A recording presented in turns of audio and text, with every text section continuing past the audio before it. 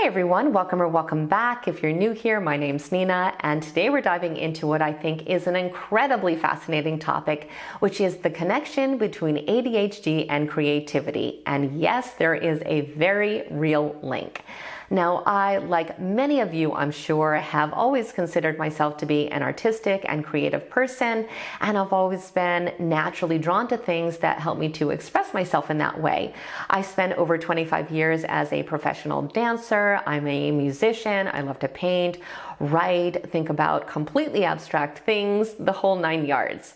But it wasn't until I was well into my adulthood that I started to realize that my ADHD might have something to do with this. And the more I started to learn about this connection, the more I was able to use it to my advantage and help to fuel my creativity.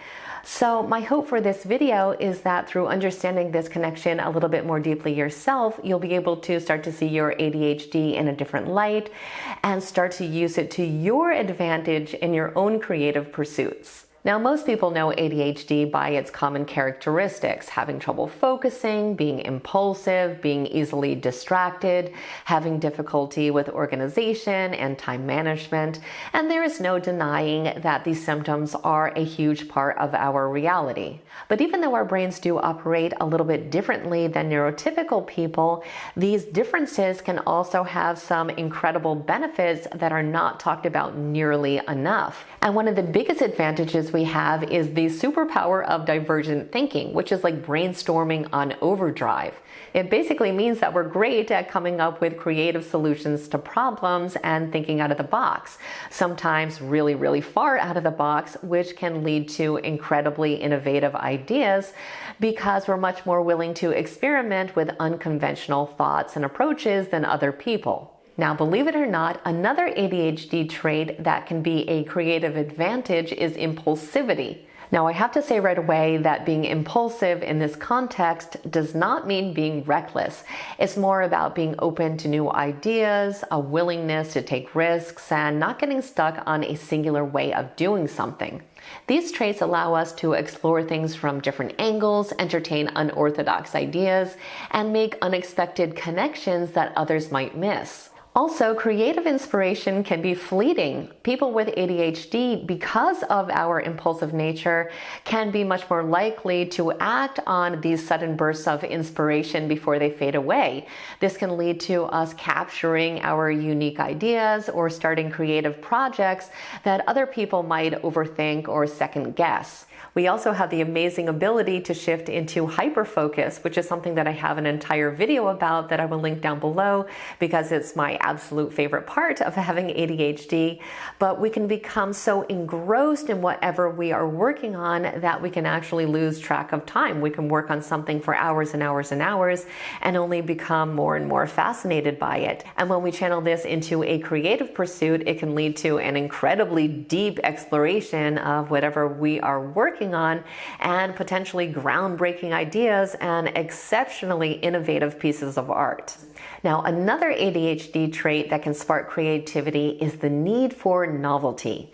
I have definitely found personally that being naturally curious and having a short attention span has actually driven my creativity on many occasions. So for example, when I was a choreographer and we had a show coming up that was going to require that we use some kind of a prop, I never had the patience to go and learn the conventional usage of this prop and the common techniques that everyone else used. I also just found it really boring to do things in the same way that other people did. So I would just come up with my own way that would keep me more engaged and keep me inspired.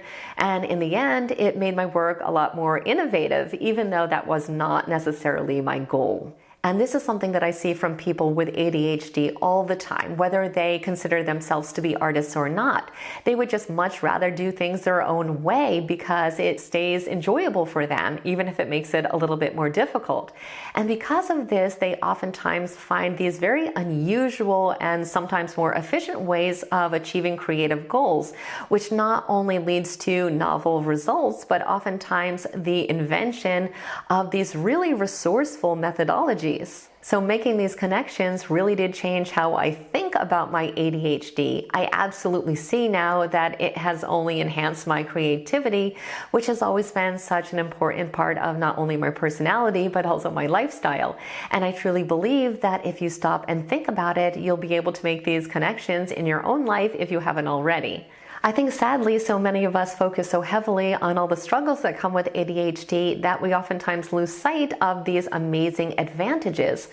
I have to give the caveat, however, that having ADHD doesn't guarantee that someone's going to be highly artistic or creative, as there are many factors that can contribute to creativity.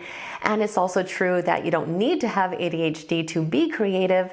However, research really does show us an undeniable link between ADHD and creativity, and that being said, I think we should take full advantage. So as always, I truly hope you found today's video to be insightful and inspiring. I have a whole playlist on ADHD, so check it out in the description box below.